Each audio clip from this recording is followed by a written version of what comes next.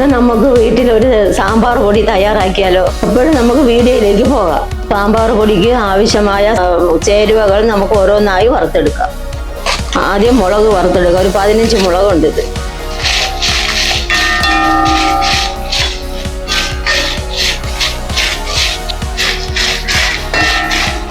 സാധാ മുളക് വറന്ന് വന്നിട്ടുണ്ട്.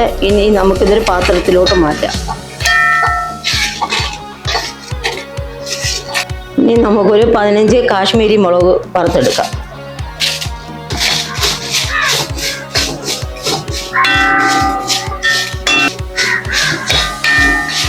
കാശ്മീരി മുളകും വറുത്തെടുത്തിട്ടുണ്ട്. ഇതൊരു പാത്രത്തിലോട്ട് മാറ്റാം നമുക്ക്. ഇനി നമുക്ക് മല്ലി വറുത്തെടുക്കാം.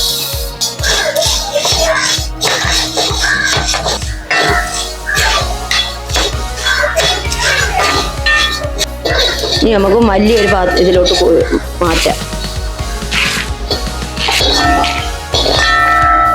ഉഴുന്ന് കൂടി വറുത്തെടുക്കാം.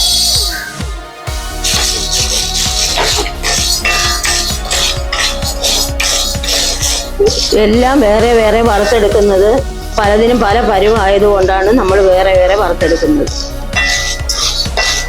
ഉഴുന്നൊന്ന് ചുമന്ന് വന്നിട്ടുണ്ട്. നമുക്ക് പാത്രത്തിലോട്ട് മാറ്റാം. ഇനി നമുക്ക് കടലപ്പരിപ്പും കൂടെ വറുത്തെടുക്കാം.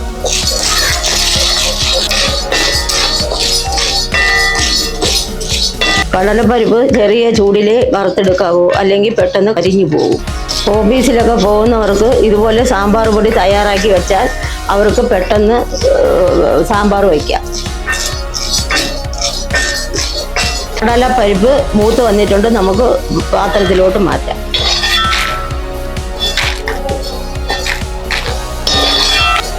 അരിയും ചെറിയ ചൂടിൽ വേണം വറുത്തെടുക്കാൻ, അല്ലെങ്കിൽ പെട്ടെന്ന് മൂത്ത് പോകും.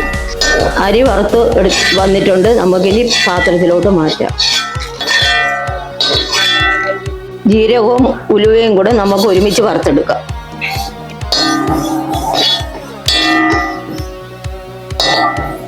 ഉലുവയും ജീരകവും വറന്ന് വന്നിട്ടുണ്ട്. നമുക്ക് പാത്രത്തിലോട്ട് മാറ്റാം. കട്ടക്കായമാണ് എടുത്തിരിക്കുന്നത്. അതും കൂടി വറുത്തെടുക്കാം. കായം മൂപ്പിച്ചെടുത്തിട്ടുണ്ട്. അത് നമുക്ക് പാത്രത്തിലോട്ട് പോരാം. ഇനി കറിവേപ്പിലയും കൂടെ വറുത്തെടുക്കാം.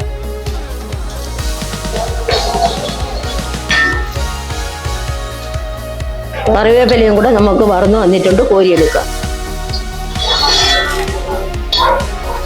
സാമ്പാറിന്റെ ചേരുവകളെല്ലാം വറുത്തെടുത്തിട്ടുണ്ട്. ഇനി നമുക്ക് ഒന്ന് തണുത്തതിന് ശേഷം മിക്സിയിലോട്ടൊന്ന് പൊടിച്ചെടുക്കാം. വറുത്തെടുത്ത ചേരുവകളെല്ലാം നല്ല തണുത്ത് വന്നിട്ടുണ്ട്. ഇനി നമുക്കിതൊന്ന് പൊടിച്ചെടുക്കാം. ജാറിലേക്ക് ഇട്ട് കൊടുക്കാം.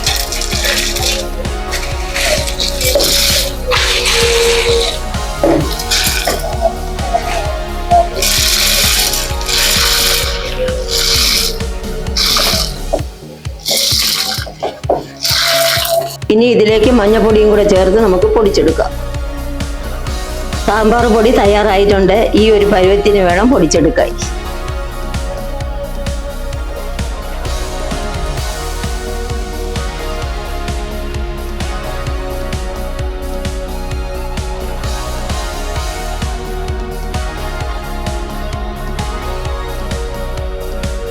വീട്ടിൽ തയ്യാറാക്കിയ സാമ്പാർ പൊടി തയ്യാറായിട്ടുണ്ട്. ഇതെല്ലാവരും വീട്ടിൽ തയ്യാറാക്കി നോക്കും. കടയിൽ നിന്നും വാങ്ങിക്കുന്ന സാമ്പാർ പൊടിയുടെ അതേ രുചിയിൽ തന്നെയാണ് നമ്മൾ തയ്യാറാക്കിയിരിക്കുന്നത്.